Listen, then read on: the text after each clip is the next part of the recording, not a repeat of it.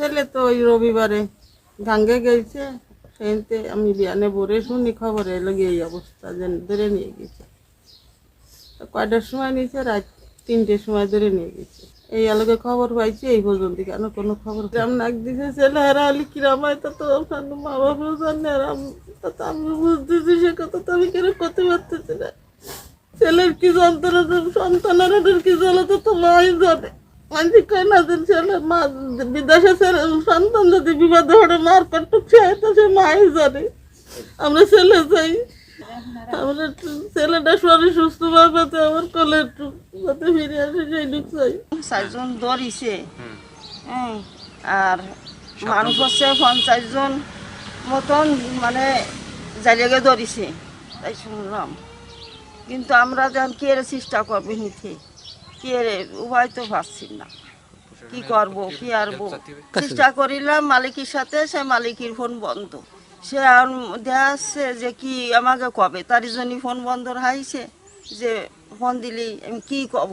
এই কারণে সে হয়তো ফোন দিইনি, ফোন ধরিনি। আমার শ্বশুর শাশুড়ি, আমার ছেলে মেয়ে খুব কষ্টে আছে।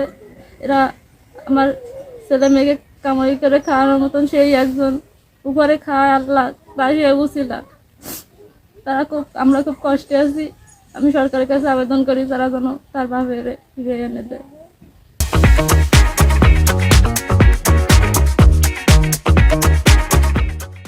আমার বাসুর সে গেছিল সাগরে গেছিল। তারপরে গতকালকে খবর পাইলাম যে তারা উঠাই নিয়ে গেছে। আর যে মালিকের সঙ্গে গেছিল, সেই মালিকের ফোন টোন সব বন্ধ, তার সঙ্গে কোনো যোগাযোগ করতে পারতেছি না। আর যে বাসুর, সে হলো খুবই গরিব, তার অনেকগুলো বাচ্চা কাচ্চা, তার বাড়িতে এই 2 দিন কোনো রান্না খাওয়া চলতেছে না, প্লাস তারা খুবই কান্নাকাটি করতেছে। তো আমি চাই যে যে মালিকের সঙ্গে গেছিল, সেই মালিকের সঙ্গে যদি যোগাযোগ করতে পারতাম, সে যদি আমাদের একটু হেল্প করতো, তাহলে হয়তো তাকে আমরা একটু আনতে পারতাম। এখন তার সঙ্গে কোনো যোগাযোগই করতে পারতেছি না। এখন তাদেরও সেরকম সামর্থ্য নাই যে তারা মুক্তিপণ দিয়ে আমার সে ভাসুরে আনবে। এই বিষয়ে তো জানি না কারা, কিন্তু শুনছি সাগরে অনেক ডাকাত থাকে, ডাকাত দলেরাই আর কি এগুলো করছে, অপহরণ, কারণ এটা ওদেরই কাজ।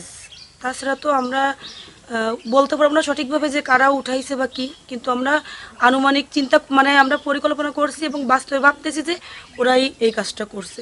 রেখা বলেন তো কি অবস্থা? সুন্দরবন এক সময় জলদস্যু মুক্ত ছিল। এখন হঠাৎ কিছুদিন শোনা যাচ্ছে, মাঝে মাঝে শোনা যায় যে জেলেদের অপহরণ করতেছে, তাদের ট্রলারে জাল দড়ি, মাছ এগুলো নিয়ে যাচ্ছে, টাকা থাকলে নিয়ে যাচ্ছে। আবার কাঁকড়া ধরতে গেলে জেলেদের কাঁকড়া নিয়ে যাচ্ছে। শোনা যাচ্ছে যে 2-3টে পার্টি হঠাৎ করে উদয় হয়েছে। এই গত দিনতে শুনতেছি যে আমার ভাই নাতন ও গেছে দুবলাস্তরে অনন্তবাবুর সাথে, তারে নাকি মাঝি হিসেবে, ট্রলারের মাঝি, সে তারে উঠে নিয়ে গেছে। তারে এখন মুক্তিপণের টাকা দিয়ে তারে ছাড়াই নিতে হবে।